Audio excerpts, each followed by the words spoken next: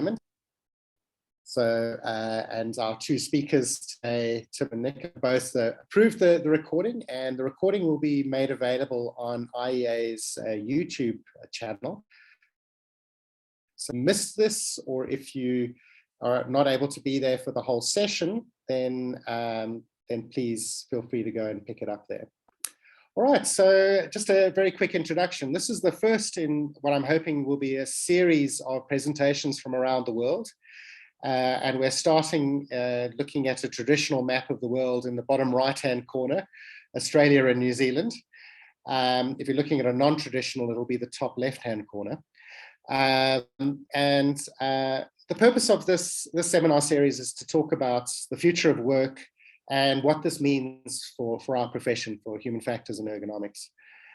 I've set this up in such a way that what we will have is a well-established presenter, and in this case that is Tim Bentley, and an emerging researcher, which in this case is Nicola Green. The idea behind this is that we get opinions from people who've both been well established in the field and people who are emerging and rising up in the field, so that we get some form of juxtaposition that goes into these presentations. A very quick introduction. Professor Tim Bentley is currently at Edith Cowan University, where he's the director for the Centre of Work and Wellbeing. Before that, he was in New Zealand, but as the director of the New Zealand's Work Research Institute and Massey's Health Work Group. And before that, he actually completed his PhD at Loughborough University in the UK. You'll recognize that from his accent. Our emerging presenter today is Dr. Nicola Green, who received her PhD from Massey University in New Zealand last year. So she makes her a COVID baby. And she's also a certified professional with the Human Factors and Ergonomics Society of New Zealand. So you've heard enough of me. So now for the main act, I'm going to hand over to Nicola. Over to you. Thank you, Andrew. Thanks to the IEA and the organisers, Professor Andrew Thatcher and Professor Wei Zhang. We really appreciate the opportunity, Nicola and I, to be able to present to you today. We've worked together a bit, and what we're going to try and do is I'll give a bit of a background on future work and just a little bit of a snapshot of what we've been doing here in Australia, which will be followed by a bit more of an in-depth presentation on my particular study that Nicola's been working on. Future work's an interesting topic in that we're always trying to predict, or lots of people try to predict the future, and often with very little accuracy. Often people understand that there's going to be changes with technology, but the rate of those changes is often poorly predicted. And a good example of that we've just seen with COVID. So prior to COVID, there were lots of predictions that the rates of flexible work and people working from home and working remotely in other ways would advance really rapidly. And they didn't. And a lot of us were very surprised with the slow uptake, given the apparent productivity and well-being benefits of working remotely. And then so that was really slow, and then along came COVID, and the changes happened super quick, and suddenly all knowledge workers are basically getting into this. I should just say that this is based on a paper we've published in Ergonomics, Nick and I, along with David Tappin and Roger Haslam from Loughborough University on this topic. If you want to find it, I'm sure you can, but it's one of the State of Science papers called The Future of Work, Ergonomics and Human Factors Contributions to the Field. It's published 2021, 64 issue 4. So you don't need to write everything down, because a lot of what I say you're actually find in that paper. So just a quick overview of what we want to talk about. I'm going to talk for about 20 minutes just on a bit of background of future work, trends, just a bit of an overview, give a couple of examples from some Australian research, and talk about what are some of those future challenges for the human factors and ergonomics discipline in this area. And then Nick's going to talk about Telehealth, really interesting study that she has done in New Zealand, and it, as you can imagine, quite timely given her topic. Thanks, Nick. We go to the next slide, please. Okay, so there's always been a fascination, as I said, amongst our great thinkers and social commentators about what the future of work would hold, what the future would look like. Many have been proven at least partly wrong or partly right, whichever way you look at it. But the main reason that many have been wrong is the rapid advancements in technology.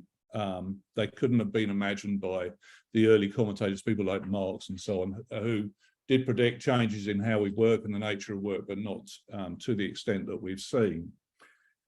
Not to the extent that they've threatened or changed the very nature of our work and where we work and how we work and who we work with and so on. And the social organisation of work, where that work happens. COVID, as I said, is a really good example of as a real disruptor that probably couldn't have been predicted that would make such a huge change to new ways of working and bring on those forms of work. As early as 1962, Frederick Bartlett, one of our founding fathers of the discipline, predicted that technological innovation would continue to change existing work activities into new work activities. Indeed, the future of work has been conceptualized largely in relation to technological innovation, and particularly the automation of jobs. But the thing is, that's not the whole story. It's not limited to concerns around automation, although that takes most of the media, most of the interest, most of the concerns, if you like, about what the future of work will hold. But the focus of the broader literature, and one of the things we did in the paper is, of course, looked at the literature, is more on the general application of these new technologies and how they're changing how we work, where we work, and how much work we do. And of course, this has profound implications for performance, for work, for health, for safety, for well-being, and so on. Next slide, please. Thank you. In 2019, the ILO, the International Labour Organization, and I thought this was important, set out the Centenary Declaration for the Future of Work. This declaration called for a people-centred approach, which of course we appreciate, and a call for action to member states to ensure people benefited from the changes in the nature of work, and that the employment relationship in particular remained relevant and protections for all workers, and that the promotion of sustainable and decent work. And of course, as we're seeing, a lot of these things are being have not really come about with the rise of things like the gig economy and the formal economy, the casualisation of work and so on, have not been able to maintain protections, and those protections have disappeared, and the quality of that work is very much in question. If we go to the next slide, please. In terms of the future of work trends, just to give an overview, and again, this is in the paper, so you don't need to try and scribble down, and apologies for all the small print, but I just wanted to try and capture as much of it as I could, or at least a snapshot of it on one page. So broadly speaking, these are some of the ways in which experts in the field, if you like, commentators on future of work, conceptualize the field. So what are the main future work trends? Well, new ways of working are clearly one, technological advancements, new organizational forms, social and environmental pressures, globalization and trade liberalization, and demographic shifts. So give you some examples, and I'm going to talk about one or two of these things briefly in a minute. So under demographic shifts, population and workforce aging has become an increasing issue alongside increasing workforce diversity as we move much more freely and work globally. If we go to new ways of working, another thing I'm going to mention briefly is some of our work on flexible work arrangements and new, managing digital teams. Nick's going to talk about telehealth. It's technological advancement that's tended to drive a lot of other changes in these other areas. So that's why these are interacting factors and we don't think about them individually. So technology tends to not only drive things like automation, robotics, etc., but it also drives things like flexible working, activity-based working. We're able to work in different ways because of technology. It's also creating new organizational forms, virtual organizations, network organizations, informal gig economy, open innovation, and so on. So you can see that these things all interrelate, and of course this is how we tend to think about things in our discipline from a systems perspective, and it certainly fits very well for this field. If you go to the next slide, please. I mentioned I wanted to just have a little focus on automation because it is so to the fore of this conversation about future of work. And for many, when they're talking about future of work, really they're talking about automation. They're talking about how automation is changing the nature of work. And so here in Australia, nearly half of Australians are worried about their job being automated, for instance, and about a third think their job will be obsolete within 5 years. So that's not very promising.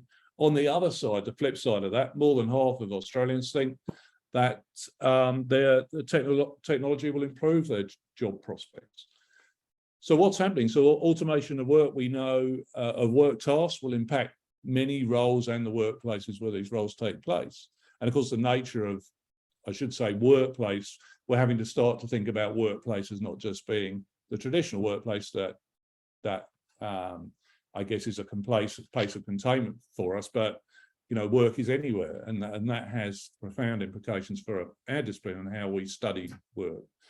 Lower skilled occupations that perform higher numbers of repetitive tasks are more vulnerable to automation. So something else to think about is who's going to be most affected by automation. Impacted occupations are disproportionately held by people of lower socioeconomic status. And another factor that we do need to bear in mind when we're thinking about, so this isn't going to affect everyone equally. It's not a level playing field. And it's going to automation is going to reorganize many tasks and occupations rather than replace them entirely. So that new roles will be created. And I think one of the important human factors questions here is going to be what is left of a role, of a job, once we automate certain aspects of that task. And I think that's quite an interesting socio-technical systems sort of question, or quite an interesting ergonomics problem, in that once we take part of someone's job and automate it, what is their job going to look like? What bits of the job will be left for them, and how does that relate? That creates a changed context of work that we now need to reassess and perhaps redesign so it's safe and healthy and so on. Next slide, please. And of course, changing work patterns have come from the influence of technology. So the non-traditional employment models were growing anyway. More and more of us are working in casual or contingent work, or insecure work, as we tend to say, or part-time work. Many Australians and New Zealanders and people from elsewhere in the world increasingly are multiple job holders, or working part-time, or are working in the gig economy.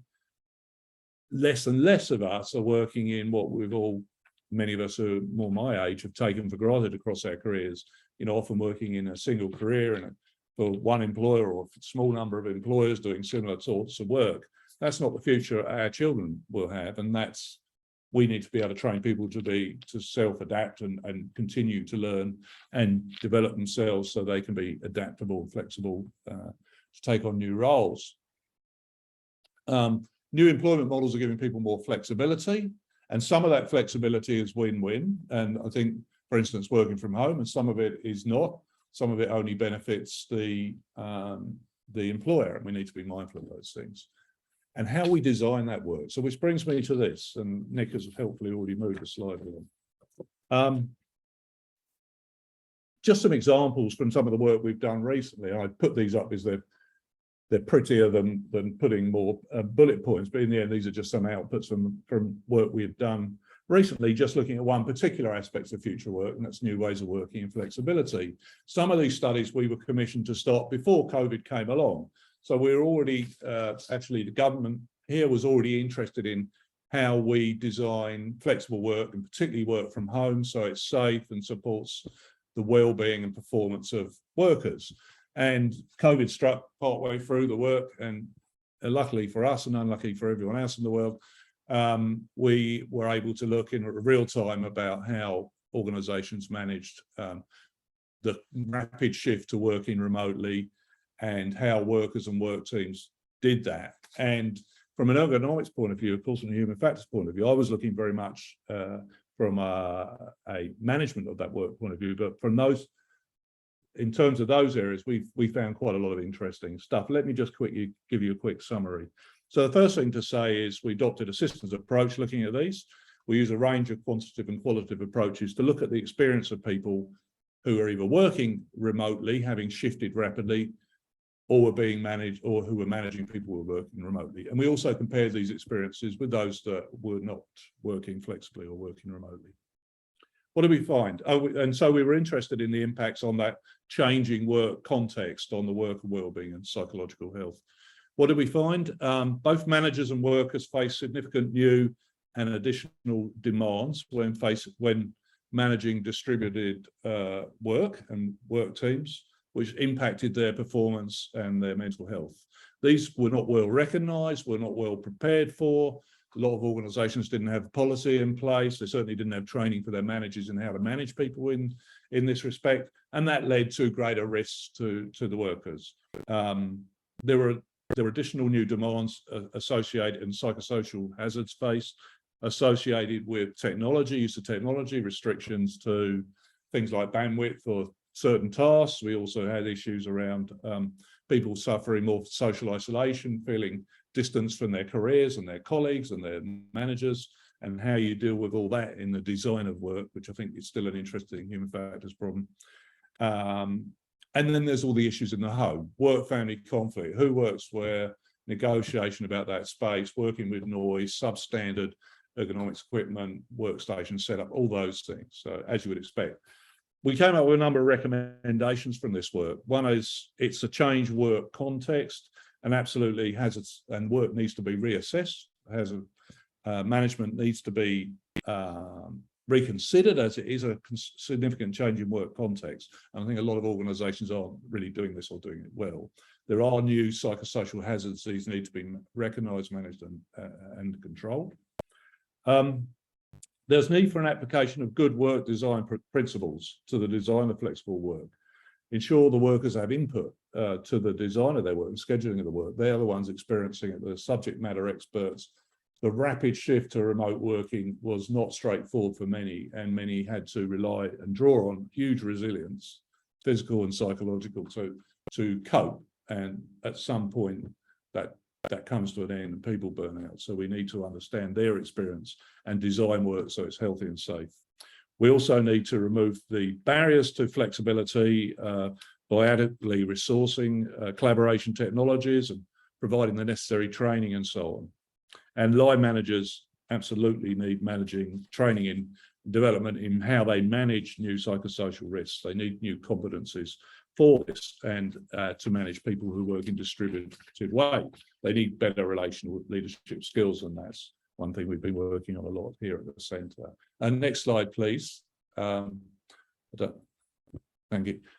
Another important area for us in the future of work, and an absolute, this is coming, this has already arrived in many countries and industries in particular that have aging workforces. And I'm thinking about, for instance, if you ask any organisation that employs engineers, a great number of them will be older males approaching retirement. How do we hang on to them? How do we make work sustainable and healthy for them? So we were looking at that, but generally across the board, another government funded study for which, as an output, we've developed and we're now evaluating a toolkit called the Healthy Older Worker Toolkit. So look out for that in the future. You will be able to find that on our website in the future once the evaluation's finished. This is to help guide the design of systems and jobs and work to basically enable older workers to work healthily within the work system, to avoid psychosocial hazards and musculoskeletal hazards, which are the things that most affect not only them but all of us. just to say a bit about this, what did we find? Well, firstly, we did a lit review, systematic lit review, which currently under submission and review with Ergonomics. What did we find? Well, the literature is pretty limited on interventions. We are focused on interventions for older workers for maintaining a healthy aging workforce. There's an over-reliance. So there's a lack of well-evaluated quality intervention. There's an over-reliance on individual level solutions, as you might suggest. So things around training, around diet, around physical exercise, you name it, mindfulness, whatever. Often things that do nothing to actually remove the sources or help control exposure to the risk. What they do is provide good value in helping maintain the well-being and safety of older workers as they age, but coupled to that, we also need primary intervention that actually addresses the source of the hazard. And there were a number of primary interventions as well within the literature, or interventions that we could broadly refer to as organisational interventions, and these tended to be not terribly well evaluated. So the upshot of the systematic review was, yes, we did find some evidence of the primacy of organisational interventions as being particularly effective for promoting healthy work and well-being amongst older workers, health, safety and well-being. The most effective, probably, it was fair to say, were the composite approaches where a combination of organisational and individual level approaches were combined. And of course, that makes sense because that's addressing across the work system, if you like. So they could include things like perhaps HR systems, work design, but also training the worker in some way. Some of the more interesting things we found were things like training the managers to how to manage the work environment and older workers in particular. So that was something that we were pleased to see, but only one study had actually used that. So what we did, we took lots of ideas from that and tried to put it into the development of the toolkit. Second thing was we did a survey of over 1,000 older workers.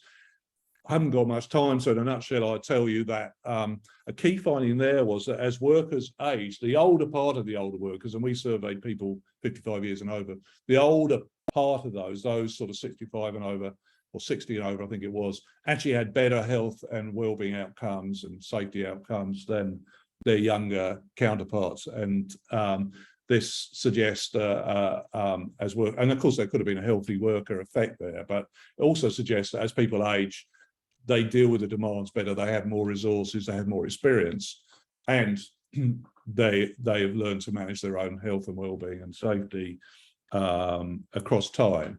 And actually, so those myths about, as people age, they become more susceptible to injury and illness and so on have not been proved out in our study or previous ones, incidentally, that we have done. We also found some things that were particularly helpful in removing the risk, like HR practices and so on. So where flexibility programs were provided, so people can, or work rotation, or where people had more autonomy in the design of their work, or when certain shift systems were avoided, that actually people had better outcomes. We've tried to feed these findings from mainly from the lit review, but also to some extent from our study, into the tools we've given to help people in organisations tasked with the design of work and work health and safety to use as part of the toolkit. And this is just some examples. We go to the next slide, please.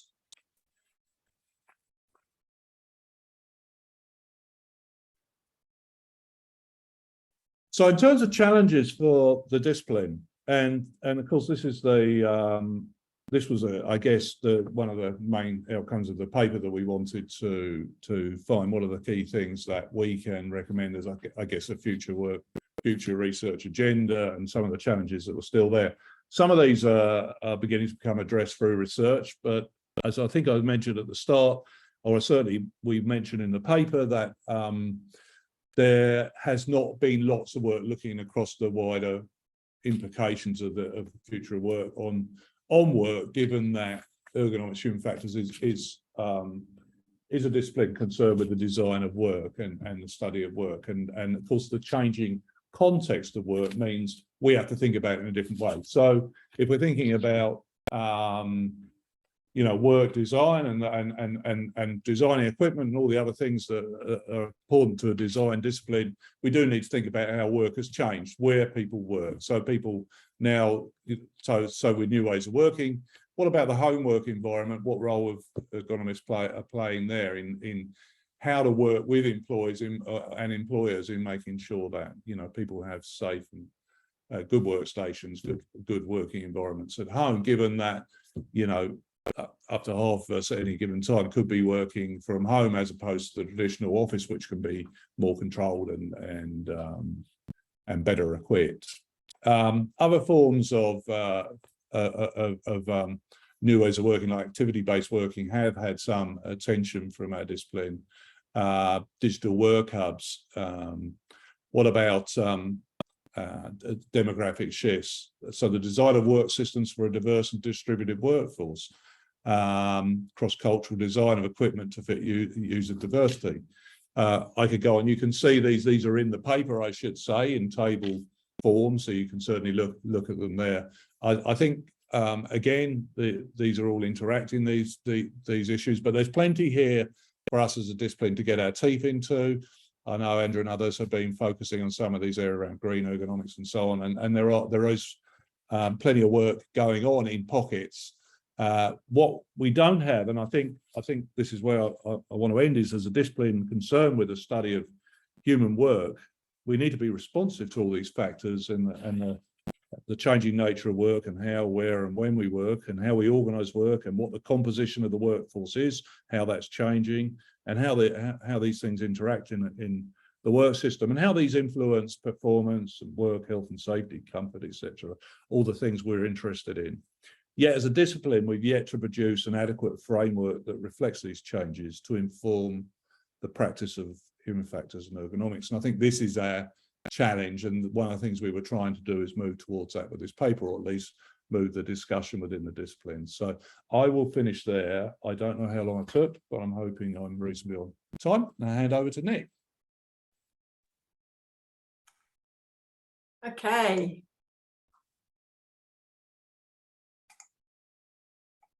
Good evening, everybody. Thanks for joining us, and thanks, Tim, for that. So as part of my doctoral studies at Massey University, I explored how using video conferencing for healthcare impacts on the work system in New Zealand. And I'd just like to acknowledge Massey and also Tim and David Tappan, who worked on this project with me. So we asked questions around what are the impacts of using this technology on the people that use and provide it, and how can the system be designed to enable a sustained practice. So telehealth is one way technology can be used for the delivery of healthcare services, and telehealth is generally defined as the use of information and communication technologies to deliver healthcare when patients and providers are not in the same physical location. Telehealth can include a range of technology-supported healthcare services, but this research project was specific to using video in real time. So that's when a person is seen by a healthcare provider instead of attending in person. So, all right, I'll just go back there. So telehealth video conferencing services are a really good example of a new way of working that we discussed in our paper, and as Tim's already talked about, and identified as a future of work trend. So for this presentation, I'm going to talk about my research findings and how human factors, ergonomics and socio-technical systems theory was used to examine new ways of working and implications for designing future systems. Just to provide you some context around the healthcare system in New Zealand, we've got a small population of just a little over 5 million people, and healthcare is provided through a public system, and it's funded through a Ministry of Health to regional health boards and primary healthcare organisations. New Zealand's a small country, and that's a map of us there, but it is the length of the country is about the same as from Florida to Pennsylvania, or from the north of Copenhagen to southern France. So with many communities, there's a long distance from main centre healthcare facilities, and often it involves negotiating a mountain range.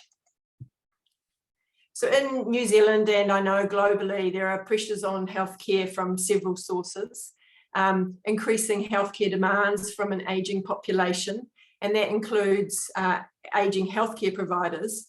50% of family doctors in New Zealand want to retire by 2032, which will increase the expertise shortage that already exists.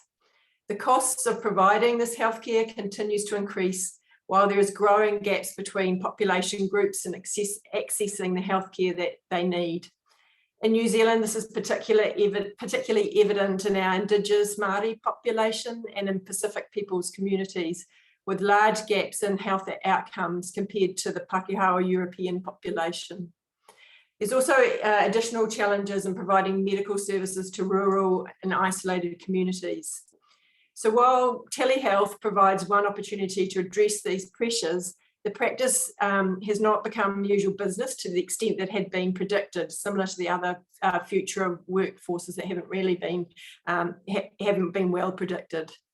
Since the COVID-19 pandemic, there's been increased interest and heightened awareness of telehealth for infection control. But as the nature of the pandemic has changed, quite a bit of the telehealth that was used during those critical times has reverted back to the traditional model of care.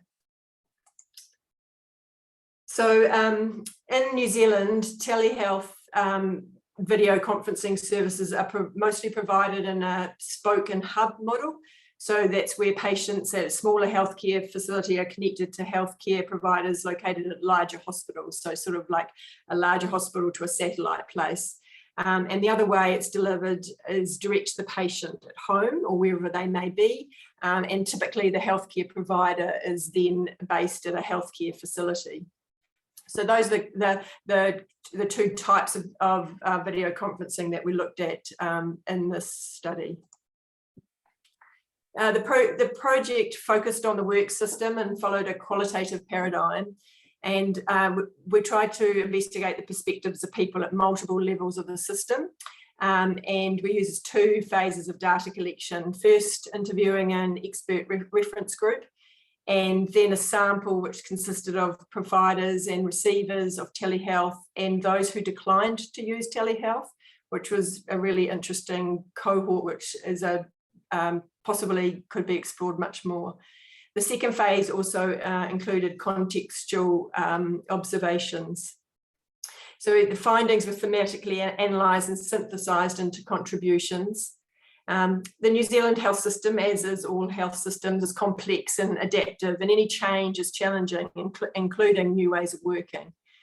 So examining the impacts of telehealth on the work system was helped by using a socio-technical systems view and taking a macro or systems ergonomics approach. So for this project, we used the human factors model as a theoretical base. Many of you will be familiar with the SEEPS suite of models developed by Pascal Carrion and her colleagues. It's based on STS theory and was developed specifically for healthcare. And while it was designed in the patient safety sphere, it's been applied in other contexts, though not previously in telehealth video conferencing to our knowledge. The 2.0 iteration uses a work system model of people, technology, and tools and tasks, organisations and environment to emphasise the interactions between people and their environment, which shape processes and outcomes of performance, safety, health, and quality. The extended concepts of work in this model distinguish between professional work, patient work, and work that is done collaboratively between patients and professionals. This was particularly useful in the telehealth context, as it's a fundamental difference in the new way of working seen in telehealth. In traditional models of care, the patient does much of the work to receive the care, they travel to the provider and bear the costs associated with that, and wait and take time off work and all those extra activities to receive their care. In the telehealth model, the work is done differently. Patients may not travel, but they have to navigate and use devices potentially. Excuse me. For providers, there's an effort to change the way that they have to exert an effort to change the way they work and negotiate the new tasks involved. Excuse me. The collaborative work has changed as the communication medium has changed, and there's a loss of in-person human connection. All of these altered ways of work offer human factors challenges and opportunities, such as technology systems usability, workflow management, logistical systems design, work environment design, distributed work team design, similar to the things that Tim pointed out with other work environments. The themes of findings from this project were across the work system and spanned the levels of the system. Fit and equity are two themes that have been particularly important applications for HFE in the design of telehealth and future health systems design, and I'm going to talk a little bit more about these. I modified the Holden and Karsh multi-level model of fit, which illustrates that human factors ergonomics opportunity in the telehealth system and the importance of a systems approach to achieve outcomes. The significant aspects of the work system identified as relevant to fit are shown in the left of the figure here. And the central part of the figure illustrates the nested hierarchy showing between level interactions and the way that these factors combine determine fit and therefore outcomes. For example, at the individual level, telehealth needs to fit with the needs and preferences of patients. Excuse me, I've got a frog in my throat. The technology needs to be usable for providers and patients, and tasks need to be integrated into their workflow. Telehealth needs to fit with the service need or an objective that's consistent with the goals of the providers in the organisation. There needs to be clear objectives for using technology or telehealth, such as a better access to timely care or reduction of non-attendance. Administrative fit is required through things like funding models. They need to suit the telehealth with considerations of the implications of time and space. An example of this was that where there was issues whereas a practitioner used to travel to a location to provide care, and then when they started using telehealth, there was confusion about who should pay for what, for example, office space, and from the point that they were giving the care as opposed to where the person was receiving care. So a confusion about of time and space when you're not in the same physical space. Also considering things like employment contracts and job descriptions. For example, in this inquiry, there was a feeling that it'd be difficult for telehealth to be sustained as usual business until it was included in employment contracts as part of normal duties. Otherwise, the services tend to rely on champions, which makes them the services vulnerable. The behaviour of technology vendors and their relationships with organisations and government bodies in terms of competition and interoperability, industry standards were also identified as barriers.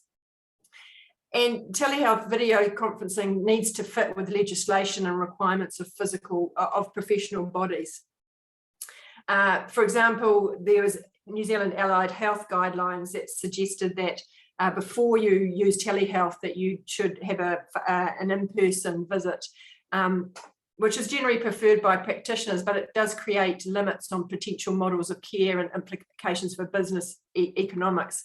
Things like, you still need to have a bricks and mortar practice, or whether you can be solely telehealth.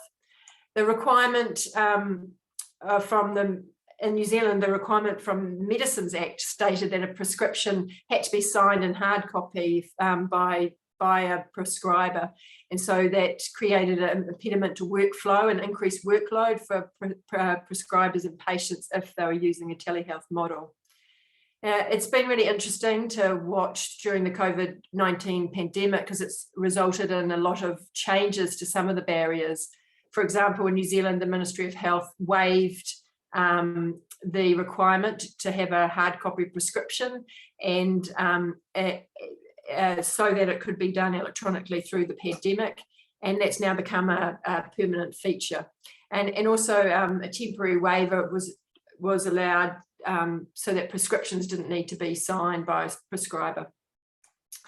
So what we learned from this is that if the fit is not optimal, the outcomes will be affected, and mismatches at each level in the project impacted on the extent of telehealth use and the degree of sustained practice. Let me get rid of that laser pointer. So in the design of telehealth, mismatches are very important as they have the potential to result in unintended consequences and introduce further inequities into the health system. So recognising emergent properties is a significant feature of a systems HFE approach. And again, they can take the form of unintended consequences or surprises and be a result of interactions of any part of the system. So this research showed that inequity may be an emergent outcome of telehealth as a distal, undesirable societal outcome. And that we found that the equity could be in sort of three main areas. One was a geographical gap. So one of the aims of telehealth for some providers is to reduce the gap between larger hospitals and smaller hospitals. And that may be through reduced travel or timely access to expertise that isn't available at small hospitals. But achieving national equity relies on all areas to be offering the service, and that's certainly not consistent throughout New Zealand. There's significant differences in telehealth depending on geographic location, available funding and the leadership. So the gaps between areas can actually be increased as areas with more capacity develop more services, while usually less able, socially economically deprived areas actually do worse and don't offer services. Indirect to patient models, which rely on the technology availability of individuals, there can be digital divides. So economic and social inequality of access to and use of outcomes using technology.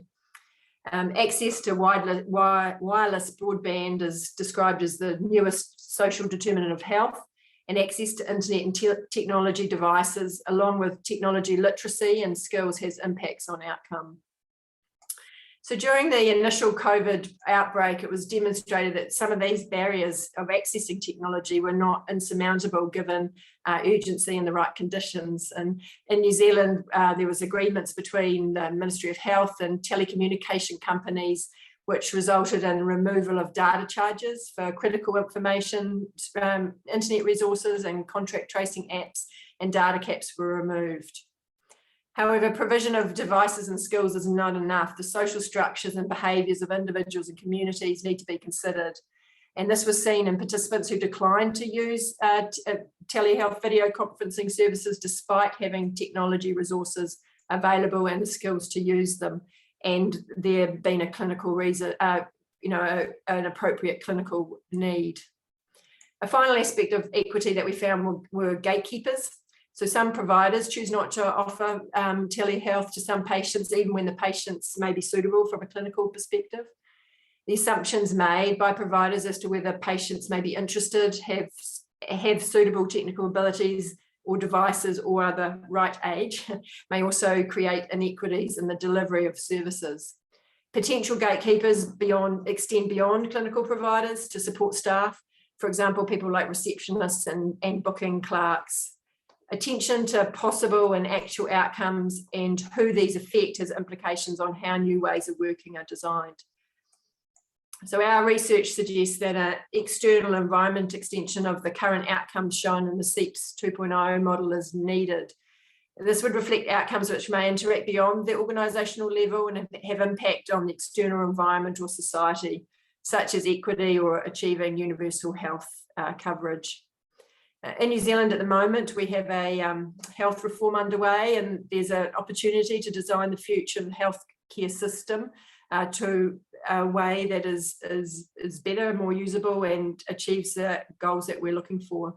And I'm really hoping that the HF principles can be included in this design. So that's the end of our presentation, and we're really happy to take questions or hear your feedback or comments. I'm going to stop sharing my screen, and I'll hand over to Andrew. Thanks very much, Nicola and Tim. Yeah, the questions have started coming through. This one I think is probably for both of you. It comes from Alina from Finland, and her question is, it's quite a long question, so I'll try to paraphrase it a little bit. So what we've seen at the moment is a lot of new technologies and digitalization, and HFE has been sort of a little bit part of this process, certainly with some of the work which you presented today. But there's now this sort of idea, that was Industry 4.0, but now there's this idea of Industry 5.0, which is supposed to be human-centered. But there hasn't been sort of much involvement of HFE in this yet. What is your opinion on terms of the future of work and these sorts of ideas about Industry 4.0 and 5.0? Thank you for your question. Thanks, Andrew. Well, I didn't feel we were on board in the way we should be, and of course, the way ergonomics human factors should work is, we're part of getting in early as part of a multidisciplinary, interdisciplinary effort to look at problems, and we should have been there more. We weren't there sufficiently in 4.0, let alone 5.0, but 5.0 does seem to have a name over it. But I don't know much beyond that, only that, this is the challenge that we've tried to set out in our work, and, we can only hope promote more engagement of this, in this. One of the areas that engagement can be advanced is certainly working with organisations like ILO. Of course, that's only one area, but certainly that was something that is supposed to be, I believe, happening as a partnership between the IEA and the ILO, and I think that's one way ahead at that sort of level. In terms of how at the sort of grassroots level we're getting involved in these things, we're certainly trying to through research. In terms of practice, it's still a challenge, but I imagine more and more people are being brought into practice working in these areas. But I won't keep talking. I'll let Nick, have you got anything further to say about that? Yeah. Hyvä huomenta, Elina. Mä puhun vähän suomea. Thanks for your question. I can just really speak from a New Zealand perspective, and I think in terms of your question about what is the role of HFE professionals, what we've been trying to do, we have a very small population of ergonomists in New Zealand, but what's been happening recently is that they've been moving into roles in sort of government organisations, so into what we call WorkSafe. And so we're starting to get in the Health and Safety and Quality Commission, and so we're starting to get much more understanding of HFE amongst those sort of, in the legislative kind of areas, and a lot more traction is happening through that. So I think trying to, like for me, I've been a consultant and I feel like I haven't been able to make any traction in a lot of ways with design. So I think really trying to get in early to, I'm not being very eloquent, but trying to get in early and actually trying to establish guidelines and codes of practice that include HFE is a really good way forward. Yeah, thank you. A tough question to kind of open up. Maybe I should have started with something slightly easier. But from my perspective, I suppose, what do you see as the main one or two or even three trends which are happening now that we should be looking out to address as a profession, as human factors and ergonomics? What do you see are the trends moving at the moment that would be worth our while investing energy in? It's hard to limit it, isn't it? And of course, it's all interrelated, as I was saying. I mean, I think it's hard to avoid COVID, the pandemic, and the aftermath of that in terms of what that's meant for changes in how we work. And I can't believe there is enough going on within our discipline to truly address the scale of that issue.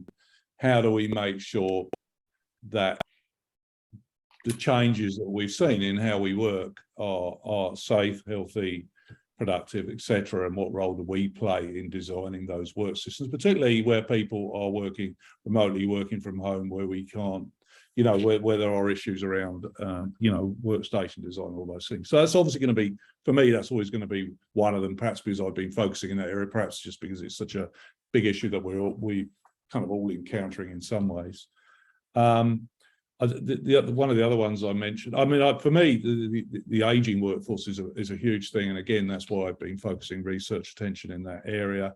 It's not something that might happen, it's something that is happening, and it's something that really industry and our discipline as well come quite late to this particular area. And we didn't find lots of work in this area, and lots of research in this area that I was expecting, and lots of contributions from a research point of view, which is my interest.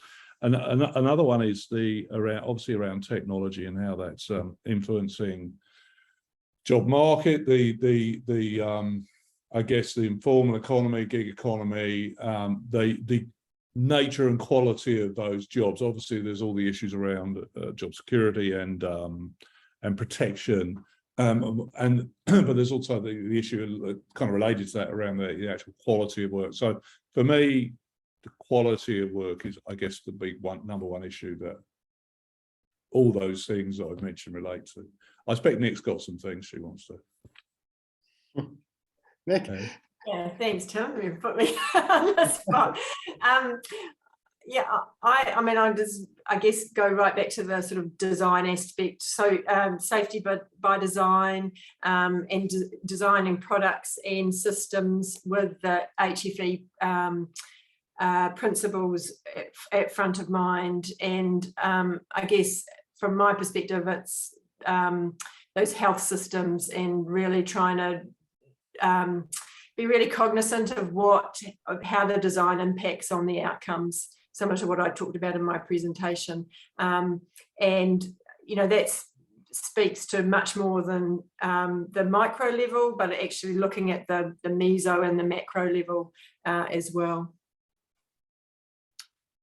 Thank you. Here's a question from Wei from China. Very interesting topic. The question is, currently there's quite a lot of emerging technologies that enable easy to mount continuous monitoring of health status, such as glucose, blood pressure, heart rate. I've seen heart rate monitors, for example, that can connect to pacemakers. Do you see these as being promising areas of health service possibilities, or should there be things that we should be concerned about? Probably a question more for you, Nick. Yes, it was a good question, and there's emerging technologies happening all the time. Just this week in New Zealand, there's been a lot of media coverage about stickers that stick to your skin to monitor your heart rate and then send you know, information to your providers.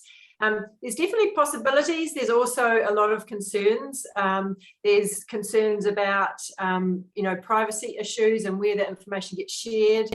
The other concern that I have about it is there's an enormous amount of data generated, and what do you do with it? Like, what is the purpose of collecting it?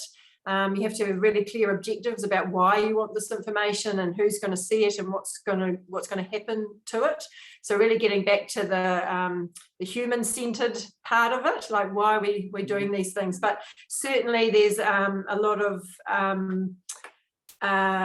scope for that things, but it needs to have a really clear goal and objective, and you have to be trying to solve a problem rather than using technology for technology's sake, I guess.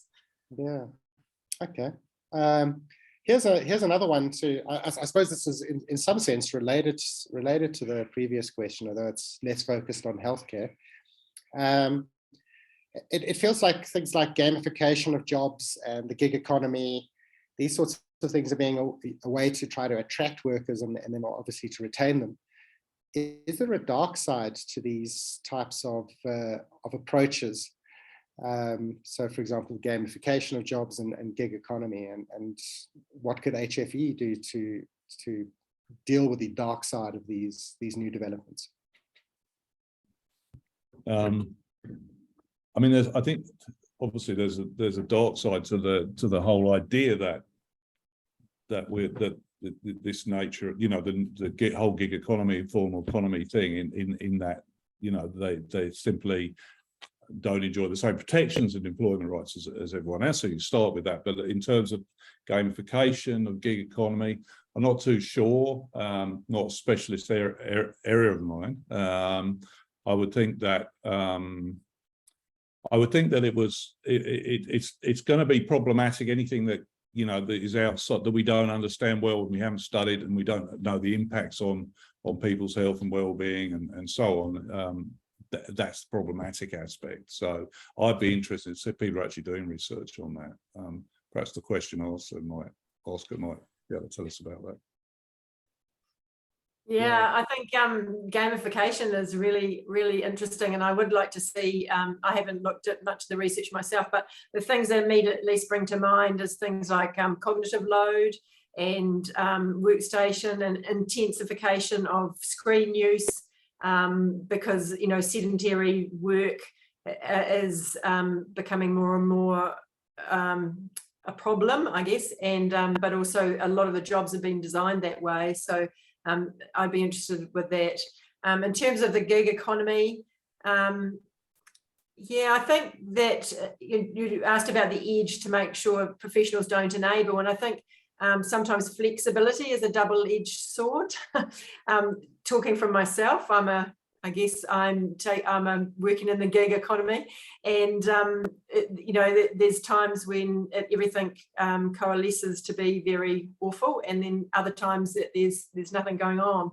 So I think that flexibility is good, but the psychosocial impacts of multiple job holdings and having to run after contracts definitely has its downsides. And it's quite a difficult thing to study as well, I think. So I think that is something that could be looked at more. I'm not sure that answers your question. No, I think that very much does. And the questions are coming through thick and fast now. And I'm just looking at the time, we probably won't be able to get to all of them. So Nick, this one's also for you. I suppose a question sort of on telehealth. There are some health professions, so for example, things like physiotherapy. This is a question from Ghana, where it's actually quite difficult to do telehealth, and where a lot of patients obviously prefer hands-on types of therapy, particularly if pain is being experienced. Are there roles for these types of health professions in a telehealth space? Yeah, it's a good question, and I'm actually a non-practicing physiotherapist, so I've got a little bit of a special interest in telehealth around this area, and certainly there is a role to play. Obviously, there's a whole range of conditions that aren't appropriate, but there is increasing trends to use telehealth for exercise prescription and monitoring of conditions and around mobility and that type of thing. What I found in our research is that often people self-select when they want to see in person and when they think it's appropriate to use video, and that seems to be quite a successful model. So it becomes a hybrid type situation. So really the focus is on trying to provide the service that's best for the patient, and meets their needs. So if it means that they're going to have to take you know, half a day of work to see a physiotherapist, and it's something that can be done by video, which you can actually observe quite a lot. It can be a very useful modality. And certainly in New Zealand, and certainly with COVID, there's been a large increase in the use of that. It certainly has its limitations, but the practitioners need to be in control of that. But also what we found is that patients are in control of when they think it's appropriate or not. Yeah, thanks, Nicola. Here's a question probably more for you, Tim, and maybe possibly the last one. A question here from Iran, and that is one of the pressing issues at the moment, of course, is mental health and mental health at work. And what are the challenges to things like quality of life and mental health issues with some of these emerging technologies that are coming out, and how do we as HFE address that?